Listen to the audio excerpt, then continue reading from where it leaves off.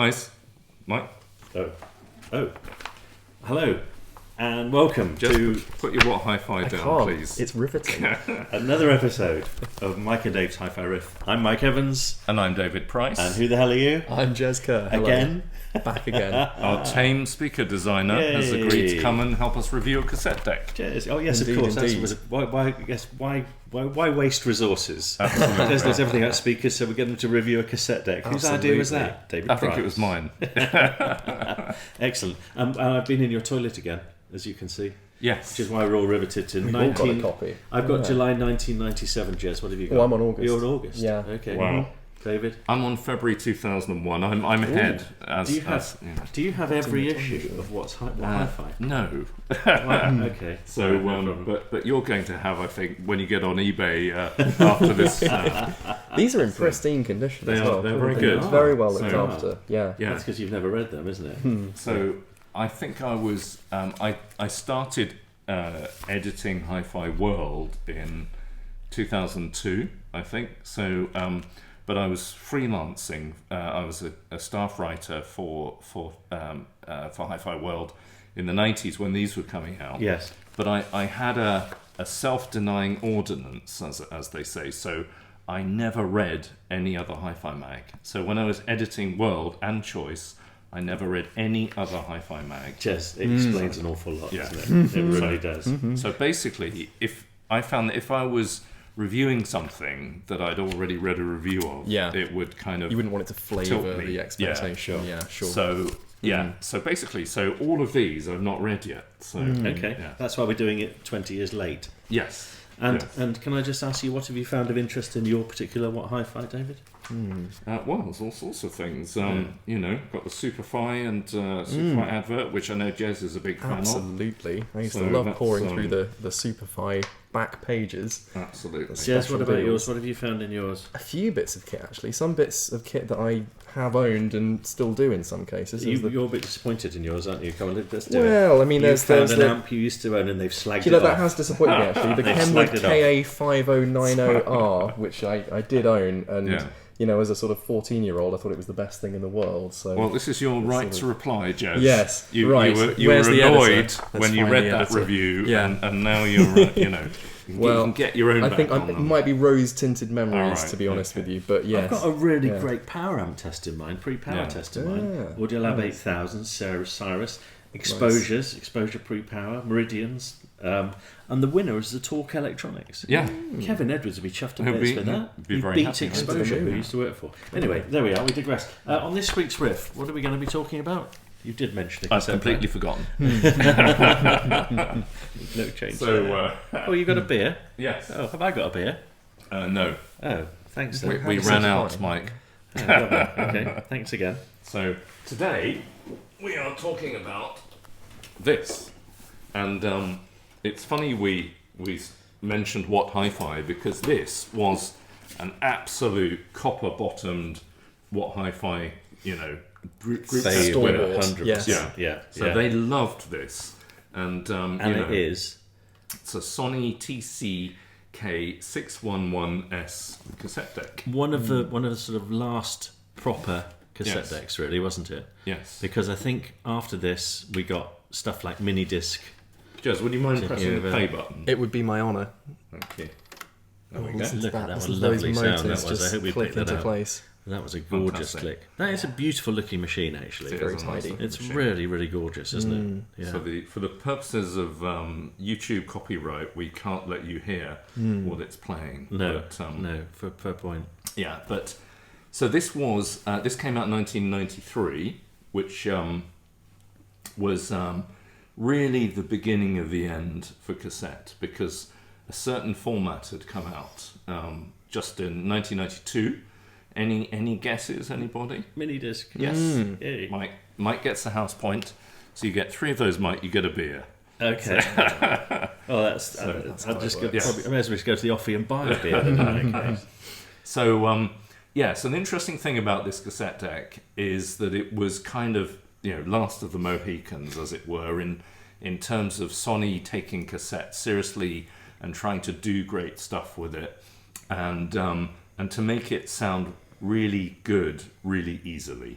So I think that's probably the best way to sum it up. And the sort of headline news on this one is it's got a certain type of processing circuit in it, and I'm going to ask Jes. Can you guess what it? Well, it may be this sort of not too subtly advertised feature up here, perhaps. Yeah.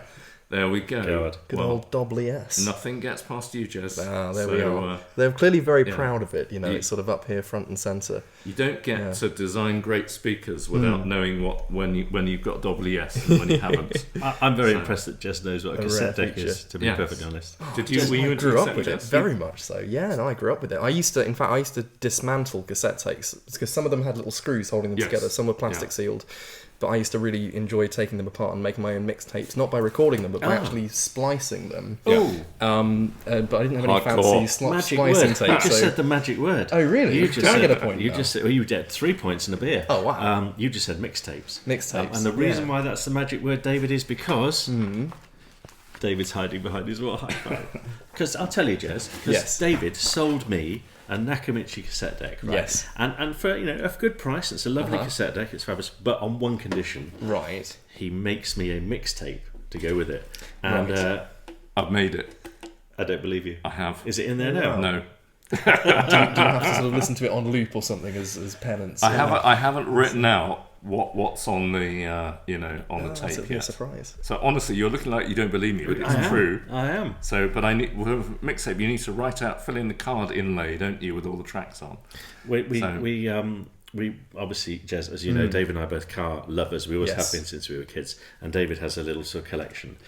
David's vintage cars all tend to have cassette players in them, which actually is why he has some glorious cassette tapes to make mixtapes.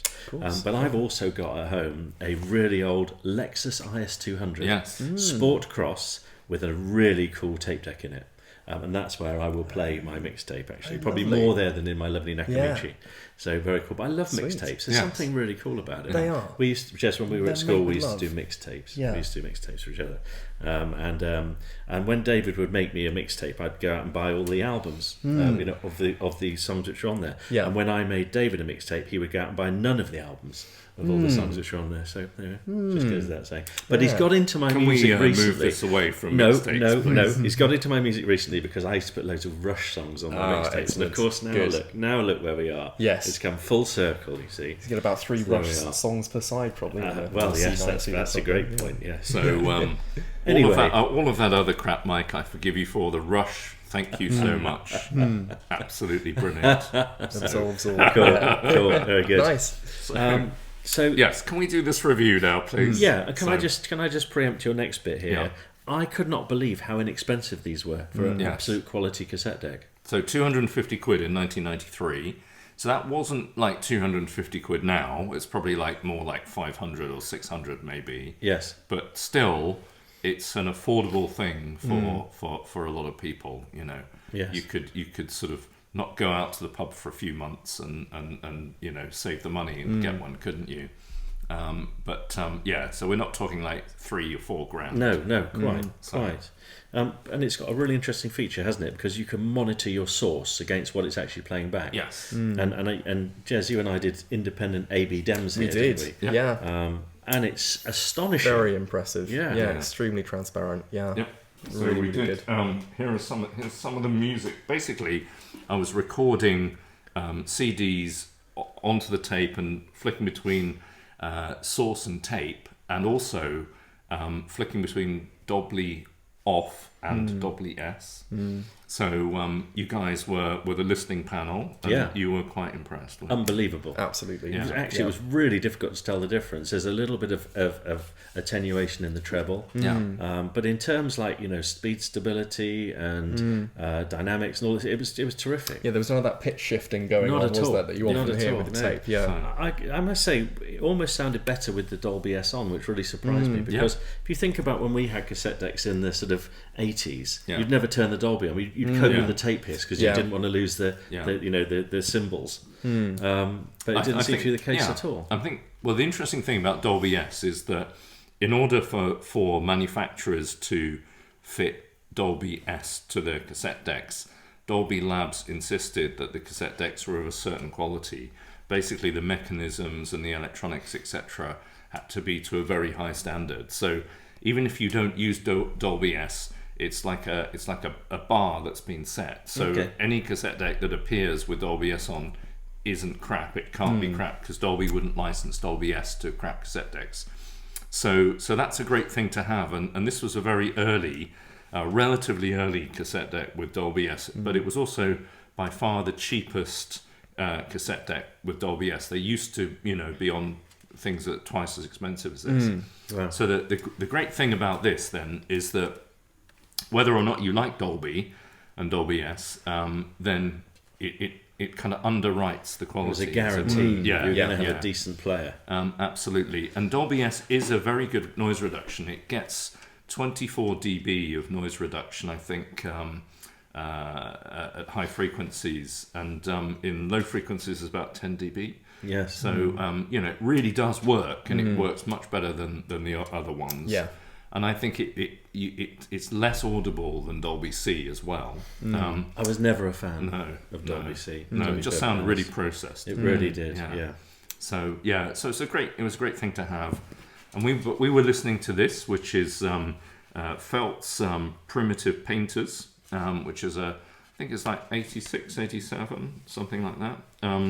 And it's got Cocteau Twins basically playing on it. It's a great album. And it sounded great either off tape or on the source, and with or without Dolby S, I think. So, it's surprisingly minimal differences between the three comparisons, really, which is great. I think Liz Fraser, just while we're on Cocktails, Liz Fraser, the lead singer of Cocteau Twins, is a hugely underrated singer. Yeah. And I think almost everything she's done has turned to gold. Yes. When you think of some of her stuff she's done outside the Cocteau Twins as well, Massive Attack, things like that. She's just got the most legendary voice, hasn't she? Yeah, and I actually was somebody I really would have loved to have seen live, and sad that I haven't. So. But no, that was really good actually. Yeah. But Jes, that was astonishing again, wasn't it? Because it was.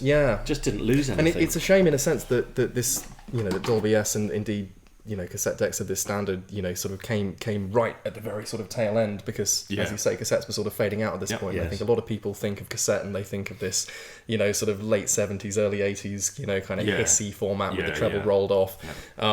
So kind of, cassettes, better than you don't remember, I suppose, in a sense, for a lot of people with this Yes, machine. they were beginning, by the end, they were getting very good, but they were beginning to get overlooked. That's right. Yeah.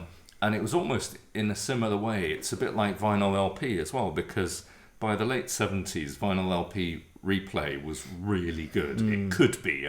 The average deck that you got from Lasky's was rubbish, but you could get a really great sounding turntable, and the cartridges of that era as well were superb as well. Some of high-end moving coals, obviously.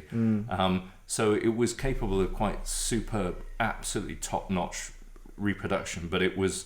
No one really cared anymore. Because it was on the way out. Things had moved on. Both formats share something in common, which is it's really difficult to get the sound off of the medium. Yeah. So cassettes go really slowly. They're really inherently tiny tapes. Yeah. Really difficult to get the information off. Yeah. And actually, it's very hard to get the information out of a groove in a record as well, isn't it? So there's a lot of engineering goes into this. Yeah. I feel like we're sort of losing a little bit of that these days. That's that sort of lovely innovation and all of these things. Yeah. This was, as you say, and you said it beautifully, it's almost like Last of the Mohicans, isn't it? Yes. Last of the summer wine, almost, isn't it? Yeah, well, yes. So, Mike, can you demonstrate the motorized draw mechanism by putting a cassette in? Sure. So you'll remember this one from an earlier review. Oh my gosh, look at this. So it's Daniel Eisenhandler's Winter Collection. Oh, it is. Look at that. It is. Brilliant. Brilliant. Cool. AKA Twiz Twangle. Yes. Yes. So find him on Google. Okay. Yeah. Here it goes. Good old Dan. We love Dan. Yep. Brilliant. He was our neighbour, wasn't he? He was our neighbour. Yeah. Another motorised There we drawer are. as well. Look at that. That is just a touch of class, isn't it? It really is. Love that. Absolutely love that. See, as a teenager, Brilliant. I would have gone nuts for that. Oh, God. Just sort of Could you sat there imagine? all afternoon, Massive just pressing the pose, button wasn't and yes, and, absolutely. And imagine getting one of these and then bringing your friends back, from the pub or something, and I'll just put a tape on and then... Yeah, absolutely. And then getting one-upped by a friend with a Nakamichi that spun it around. We're now playing Woodway Hill, open brackets, the steep bits near the top, close brackets. Very good from Dan's Winter Collection. There's a little note in here, look Look at that. Excellent. It says, "Dear Robin." Oh, that's my brother. That is, you've stolen it. Have pin of Yormcm from Right. Darry. Okay. Yeah, very good. See, that's nice. Good to know. Nice one, Dan. Yeah, thank Brilliant. you. Excellent.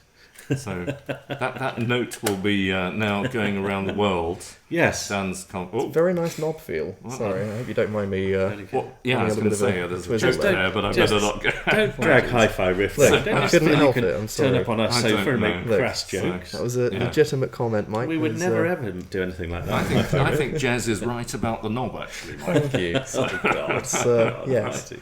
So No minds in the gutter here. I stand behind my Jes's knob comment. So Quickly, our yes. riff goes downhill. Okay. So so there we go. So we wanted to show this because it's not the best cassette deck in the world ever, and I think the sort of various sort of Nakamichis and Sonys and Pioneers that were more expensive at the time were definitely better, and I was, of course. But it's a great, affordable, high-quality deck, isn't it? Yeah. And our top tip here is, if you've got a Lexus IS200, buy one of these, because you can make great cassettes on it. Absolutely. Yeah. Or any of your vehicles. So, Jess, have you got a cassette player in your car? Not in my car, No, no. There's you're one a or two modern car, knocking around at haven't home. you? So, Yeah. yeah. I have got a Cord Mojo 2 in my car, though. You see, this is It's a very, very gosh. nice addition to have. well, now you Interesting. tell us. Yes. I mean, doesn't that say it all? There's no money in hi-fi journalism, but design a pair of speakers know. and you get Mojo 2s. I've got Not an even 8-speaker Dynaudio system in my Volvo with cassette and CD, though, Mike. I mean, So not you've even got a the luxury Mojo of 1, both. but a Mojo 2. A Mojo 2, You know. indeed. Yes. That lovely little Excellent. device. Excellent. Yeah. There we go. So, sound quality-wise, is pretty good, isn't it? It's Yeah, really and pretty it's kind good. of about 80% of a really top-end deck. Without a doubt. But that 80% is almost all most people ever need. Yes. And, you'd be really hard-pressed to tell it against the source if you're, unless you're an absolute anorak like the three of us. So, But even then, it was tricky, wasn't it? Yeah. So, yeah. Yeah. It's very, particularly very with close. particularly with I don't wish to be disparaging at all, but a recording which wasn't, it's not a hi-fi recording, is it? It sounded perfectly adequate. Yeah. So yeah, really cool. Nice. Are you rewinding? I'm rewinding it. I think the Lovely. tape's Lovely. got slightly stuck there. There's something Okay, very so- satisfying about the mechanics of a cassette is. deck There out is. there, all the sort of Absolutely. whirring and gizmos. Yeah, so do you mind Yes. just wheel out a bit of cassette porn here? Oh, yes. This is What an have we got? TDK MAXG60. Metal. These things weigh a ton. Yeah. Just feel the weight There of you that go. thing. This cassette. Oh, blimey. That's Yeah, mad, that's isn't it? weighty. That's Yeah, got a metal true. shell. Yeah, so it does. Sadly, it's gone rusty because I left it in a car that had a leak, a slight leak in the glove box through the quite, windscreen. David's quite obsessed by metal things. Does this have removable tabs? Yes. That you can replace afterwards? I've never seen Yeah. that on a cassette Yeah. before. So Oh, David's nice one, also got TDK. metal mini discs too. Yes, Friday. and that's for another episode. It is. Look, we should do a riffometer on your lovely cassette deck here. Yep. Jez, you can't do this because No. on our caption we've only got two Absolutely. choices. Yep. Unless you want to steal my No, my riff. this is Okay. all on you. Yep. Okay. I've just enjoyed being in its presence. No, That's very enough for good. me. And David's beer, no doubt. Very So much so. Yeah. tastes better than any other beer. Go Yeah. for it. Okay, so not the best cassette deck in the world, but I think a brilliant value cassette deck when it came out. And here's the hot tip. So on eBay now, they're 150 to 200 quid. Bargain. Why did I buy your Nakamichi from? Oh, I know. 'Cause it's Because you better. said I was going to have a mixtape with it. You will have a mixtape, Mike. Jez is a witness. I am. Yes. It's in the post. There we go. So are our three Yeah. viewers. So anyway, before I was so rudely interrupted, I'm going to give it a 9.5. And I agree. I subsequently read the What Hi-Fi review of this deck, and I agree with them. They were right. They said it was 5-star, absolutely fantastic. You should have read more What Hi-Fis, shouldn't you? When you had a proper job. Yeah. Thank you very much. I'm going to give it a 9. I think it's gorgeous. I love Sony cassette decks, and I think this is no exception. Absolutely fantastic. So there we go. Very cool piece of kit. Yeah. Very cool piece of kit. Jes Kerr says There we so. go. And look, on that bombshell, thank you so much for watching another episode of Mike and Dave's Hi-Fi Riff with Jes Kerr, special guest. Thanks, Jez. Cheers, guys. Great to Thanks have for you having me here. along. We'll see you at the next one. Cheers. Bye. Bye.